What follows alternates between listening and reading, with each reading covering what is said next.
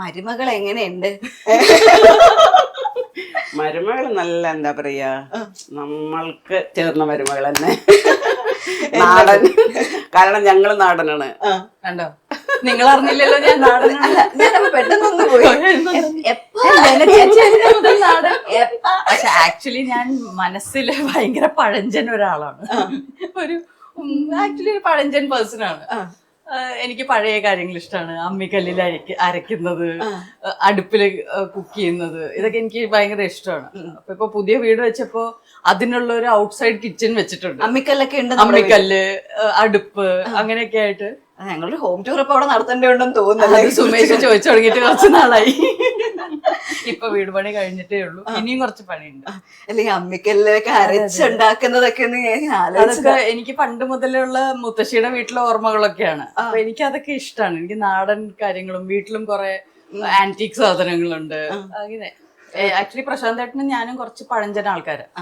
പക്ഷെ വളരെ മോഡേൺ ആയിട്ടുള്ള വന്നതിന് ശേഷമാണോ ഇനി നമ്മള്? അറിയില്ല കേട്ടോ, അതിനു മുമ്പ് ഞാൻ അല്ല, ഞാൻ പണ്ട് മുതലേ കുറച്ച് പഴയ കാര്യങ്ങളോടും ഒക്കെ ഇഷ്ടമുള്ളതാണ്. അത് ഞാൻ ഇപ്പോഴാണ് അറിഞ്ഞത്. അത് മകം നക്ഷത്രക്കാർക്കും പൂരം നക്ഷത്രക്കാർക്കും ഒക്കെ ഉള്ള ഒരു ടെൻഡൻസിയാണ്. അതായത് നമ്മുടെ മുത്തച്ഛന്മാര് അല്ലെ, നമ്മുടെ ആൻസസ്റ്റേഴ്സിനോടുള്ള ഭയങ്കര ഇഷ്ടം, പഴമ, ഹെറിറ്റേജ്, ട്രഡീഷൻ, ഇതൊക്കെ ഭയങ്കര ഇഷ്ടമുള്ള ആൾക്കാരായിരിക്കും. ഞാനിപ്പോ ആസ്ട്രോളജി പഠിച്ചു തുടങ്ങിയപ്പോ അറിഞ്ഞതാ. അപ്പൊ ഞാൻ മകം നക്ഷത്രമാണ്. മകം പിറന്ന മങ്കയാണ്. മകം പിറന്ന മങ്ക പൂരം പിറന്ന പുരുഷനെ കെട്ടി പൂരമാണ്. അത് കൊള്ളാലോ. അപ്പൊ പെർഫെക്റ്റ് മാച്ച്. ആയിക്കോട്ടെ, അങ്ങനെ ആയിക്കോട്ടെ. അതല്ലേ വേണ്ടേ? അങ്ങനെ അടിപൊളിയായിട്ട് പോട്ടെ. ഞങ്ങള് പറയും വില്ലേജിലായിരുന്നു പറയാ. നെന്മാരപ്പം പ്രശാന്ത് ജനിച്ചത് ആ വില്ലേജിൽ വീട്ടിലാണ്. വീട്ടിലാ ജനിച്ചത്, ഹോസ്പിറ്റലിലല്ല. പശുത്തൊഴുത്തിന്റെ അടുത്താ ജനിച്ചത്. ജനിച്ചപ്പോ പ്രഭ കാരണം പ്രഭാന്ന് പേരിടാൻ പോയതാണ്. ക്രിസ്മസിന്റെ സമയത്ത് കാലിത്തൊഴുത്തിന്റെ സൈഡിൽ ജനിച്ച. അപ്പൊ ആള് പറയാം, ഞാൻ ജീസസ്, കൃഷ്ണ, അങ്ങനത്തെ ആൾക്കാരുടെ പോലെയാണ് ഞാൻ ജനിച്ചത്. അപ്പൊ ഇതൊക്കെ നമ്മള് 10-20-25 കൊല്ലം കുവൈറ്റ്, ബഹ്റിൻ എല്ലാം പോയി. എന്നാലും പക്ഷെ നാടൻ ആൾക്കാരാണ്.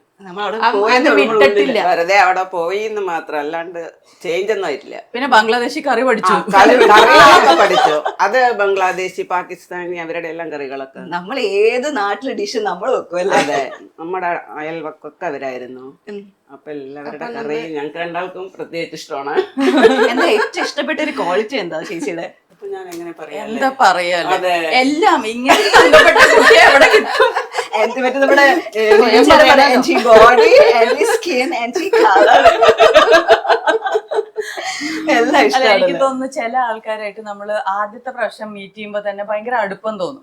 അങ്ങനെയാണ് എനിക്ക് പ്രമീളമ്മയോടുള്ള അടുപ്പവും ഇഷ്ടവും. പ്രതിഭ, ഈ പ്രശാന്തേട്ടന്റെ സിസ്റ്റർ, ഇവര് രണ്ടുപേരോടും എനിക്ക് ഒരുപാട് കാലത്തെ എന്തോ ഒരു പരിചയമുള്ള പോലെയാണ്.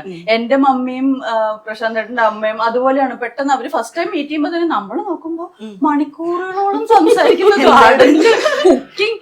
നമ്മൾ അവസാനം പോവാൻ നേരത്ത് ഇവർ രണ്ടുപേരോട് ശരി അടുത്ത പറയാൻ ബാക്കി.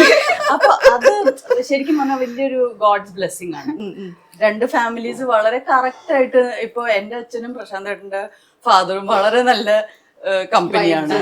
അതുപോലെ എല്ലാം പ്രശാന്തേട്ടന് 2 ബ്രദേഴ്സ് ഉണ്ട്. ഒരു എൽഡർ ബ്രദർ ഉണ്ട്, പ്രദീപേട്ടൻ, ആൻഡ് ഒരു യങ് ബ്രദർ ഉണ്ട്, പ്രവീൺ. എല്ലാരും പ്രായാണ്. പ്രദീപ്, പ്രശാന്ത്, പ്രവീൺ, പ്രതിഭ, പ്രതിഭയുടെ മോൻ പ്രണവ്. ഞങ്ങളെല്ലാം പ്രായം. നമ്മുടെ വീട്ടിലത് ഇല്ലല്ലേ? ഇല്ല, നമ്മളെല്ലാരും വെറൈറ്റിയാ. ഇത് ടീന.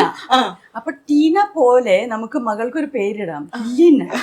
ഒരു ഈ വെച്ചാൽ ലെന എന്നാണ് എന്റെ അച്ഛൻ മോഹൻകുമാർ വിചാരിച്ചത്.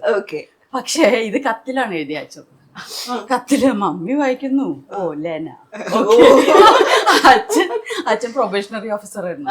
അപ്പൊ ഇത് കഴിഞ്ഞ് തിരിച്ചു വന്ന് നോക്കുമ്പോ എല്ലാവരും ലെനാന്ന് വിളിക്കണോ, കുട്ടി റെസ്പോണ്ട് ചെയ്യുന്നുണ്ട്. അങ്ങനെ അല്ല, അത് പറഞ്ഞിട്ട് കാര്യമില്ലല്ലോ. അങ്ങനെ ലെന, അതുകൊണ്ട് വെറൈറ്റി പേര് കിട്ടി. ശരിയാ, ലീന. അയ്യോ, അത് ഭയങ്കര കോമൺ ആണ്. പിന്നെ ഒരു പാവം മോഹൻ. പിന്നെ എനിക്കൊരു സിസ്റ്റർ ഉണ്ട്, അനിയത്തിയുണ്ട്, ടാഷ. എന്താണ്? ടാഷ. ടാഷ. അത് കുറച്ച് ഇവര് ഈ ലോകം വിട്ടേ പോയി നമ്മള് റഷ്യയിലോട്ടൊക്കെ റഷ്യയിലേക്കൊക്കെ പോയി അല്ലേ. നമുക്ക് ഇനി കുറച്ചു നേരം അടുപ്പിലേക്ക് നമുക്ക് അല്ലെങ്കിൽ ചിക്കൻ കറി ആവുമ്പോഴേക്കും ചിക്കൻ റെഡി ആവില്ല. റെഡി ആയില്ലെങ്കിലോ? ഓക്കെ, ഞാൻ കുറച്ച് മാറിത്തരാം. ഇത് ഏലക്ക, പട്ട, ഗ്രാമ്പു, കുരുമുളക്. ഓക്കെ, ഇതെല്ലാം ഇങ്ങനെ ഇടും. അങ്ങനെ ഏലക്കായ ഒന്ന് ഇങ്ങനെ പൊട്ടിച്ചിടും, അല്ലെങ്കിൽ അതിന്റെ സ്മെല്ലും കിട്ടില്ല, പൊട്ടി പോവല്ല. അപ്പൊ നമ്മളിനകത്ത് കടുക് നമ്മുടെ പരിപാടി ഒന്നും ഒന്നുമില്ല. ഓക്കെ. പ്രശാന്ത് ഏട്ടന്റെ ഇഷ്ടങ്ങളൊക്കെ എങ്ങനെയാ പൊതുവെ? പ്രശാന്തിന് എല്ലാ കറികളും ഇഷ്ടം, എല്ലാം നാടനും കഴിക്കും. എന്താ പറയാ, എല്ലാം ചൈനീസോ അങ്ങനെയൊന്നും ഇല്ല. പിന്നെ ഞാൻ ഉണ്ടാക്കുന്ന എല്ലാ ഫുഡും ഇഷ്ടമാണ്. ഇന്നത് വേണ്ടെന്ന് പറയുക, എല്ലാ വെജിറ്റബിളും എല്ലാം ഇഷ്ടമാണ്. അത് ഞാൻ എപ്പോഴും വീട്ടിൽ പറയും ഇങ്ങനെ. ഞാനും പ്രശാന്ത് പറയും, അതായത് എല്ലാം കഴിക്കുന്ന ആൾക്കാരും ഞങ്ങൾ രണ്ടാളാണ്. അതാ ഇപ്പൊ ഞാൻ പറഞ്ഞില്ലേ, തൊട്ട വീട്ടില് ബംഗ്ലാദേശി ഓരോന്ന് ഉണ്ടാക്കി കൊണ്ടുതരും, പാകിസ്ഥാനി കൊണ്ടുതരും, അറബി കൊണ്ടുതരും. ഇവരെല്ലാരും വേണ്ട വേണ്ട വേണ്ട പറയും, ഞങ്ങള് രണ്ടാളും കഴിക്കും. നമുക്കങ്ങനെ പ്രശ്നമൊന്നുമില്ല അല്ലെ. ഇപ്പൊ പ്രശാന്ത് ഏട്ടൻ ലൈഫിലേക്ക് വന്നതിന് ശേഷം ഇപ്പൊ നേരത്തെ അമ്മ പറഞ്ഞു കുറച്ചുകൂടെ നാടനായി എന്ന് തോന്നുന്നു. അമ്മയ്ക്ക് അങ്ങനെ എന്തെങ്കിലും ഒരു ചേഞ്ച് ഫീൽ ചെയ്തോ ആഫ്റ്റർ മാരേജ് എന്തെങ്കിലും? ഞാൻ അവരിപ്പോ അധികം കണ്ടിട്ടില്ല ആഫ്റ്റർ മാരേജ്. ഇവര് തിരക്കല്ലേ, അതാ ഞാനും പറയാൻ വരണം. നമുക്ക് ഇവരുടെ അവര് പക്ഷേ ഫ്രം വാട്ട് ഐ ഹാവ്, ഞാൻ ഇപ്പൊ കണ്ടത് അത്ര, he is A very simple person. നമുക്ക് അഡ്ജസ്റ്റ് ചെയ്ത് എങ്ങനെയാണേലും പോവാം. ഈ ഡസൻറ്റ് ഇത് കഴിക്കില്ല അത് കഴിക്കില്ല എന്നൊന്നുമില്ല.